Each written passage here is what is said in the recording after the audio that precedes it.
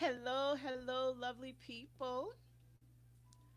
Wow, it has been a long week, seem like for me, but wow, it's on Thursday already. I'm Helena Richardson, web strategist with HRichnetworks. Visit our website at www.HRichnetworks.com. So look, guys, I've been doing these videos for 2 weeks now. It's been a total of 8 videos, totally out of my comfort zone. But guess what? I'm doing it. I'm hanging in there. I'm being creative. I'm not giving up. Since we have to be on lockdown, I believe until June for Virginia. Oh my. But anyway, use this opportunity to be creative in your business and do a few things, be it um, videos or writing your book or what have you, dancing. You guys missed my dance with my grandbaby today. So we just decided that, we'll get out and show you guys a little dance that we were doing. So hold on a second. We have a commercial on right here. So I'm going to pause my music. It had a commercial on. But anyway, so for the past 8 days, so we're on tip number 2, and I've been giving video conferencing etiquette tips. And I'm loving it because I'm learning a lot, and this is just a way that we can learn and do some amazing things together. So let me tell you how it works. So each morning I share a post highlighting a tip, this tip here concerning video etiquette. And then I come back at night and I expound on that tip that I shared in the that morning. So today's tip number 2 is to be mindful of your background lighting. And the reason why we say that is because lighting is very important for your videos. So I'm not sure if you guys knew, but poor lighting conditions have an enormous effect, like I just said, on your video quality.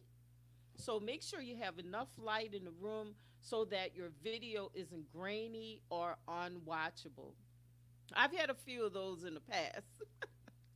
So the other thing is try not to mix the natural lighting and office lighting unless your office bulbs are daylight white. And I figured that out recently when we moved into our new house. The bulbs outside, because the area is so dark, there are different lights. I didn't know there were daylight. There are the yellow light bulbs, and there are different lighting that you can put out there to make the area even brighter. So I learned some things about light bulbs. Someone mentioned to me that they use their window light in which they face the window. The window is facing them, just like um, my monitor is facing me, and they say it worked perfectly. Well, it did in the case. It didn't work for me because my office has a patio door that sits in front of my desk, and I have an overhead light, and there was just so much glare, and it was just too much darkness on my face. And no matter how many lights I brought in, it didn't work because I have a lighting system. So right now I have a box light to my right, and I have two lights facing the camera, and then I have an overhead light and then a light in the corner. So I'm really lighting up this room. It's about 24 by I think 14, and it really does well. So I don't even use the window light. So you know that doesn't work for me. You may want to play around with it and see if it'll work best for you. So, and one other thing is to be mindful and not use a light below, because I don't know if you remember when we were kids how we would take a flashlight and we would shine that light in our face and we would go, "Rah." So, even as kids, we knew that putting a light under our face like this, it made us look like a villain. So be sure that you don't put a light underneath your face because it will make you look like either a cartoon character or a villain. And if you're sitting in front of a window, as I was explaining, you may want to completely darken the light that's coming through the window. So you may want to close the window. That's that's normally what I had to do. I would have to close those blinds so that the light that I use from my lights, it would help an overhead light as well.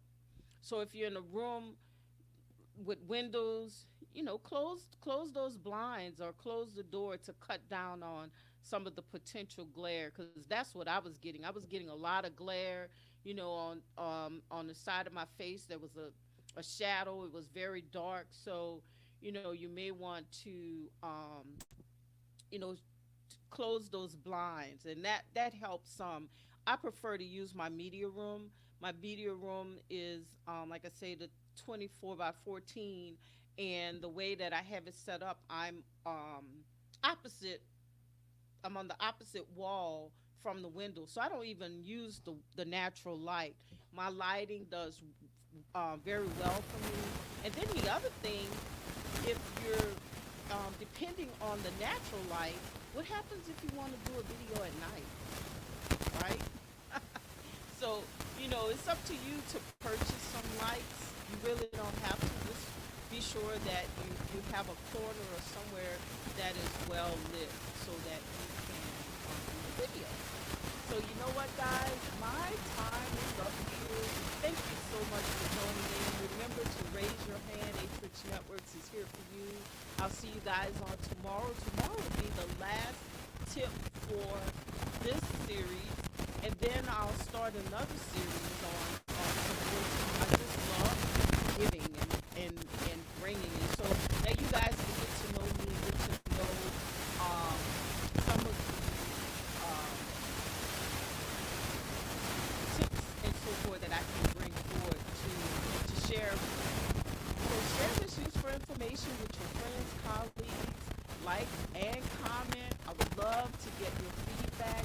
I know that it's kind of late in the night at 10 o'clock to be bringing tips, but this is the time that works better for me because as we know that since this corona pandemic, we don't do business like we used to. Our lifestyle have changed. I know mine have. I have my grandbaby during the day, and so a lot of times I'm not able to do the videos because either he wants to be in the videos or he wants my attention. So I prefer to do it at night when I have more time for myself. So you guys have an awesomely blessed week. I'll see you on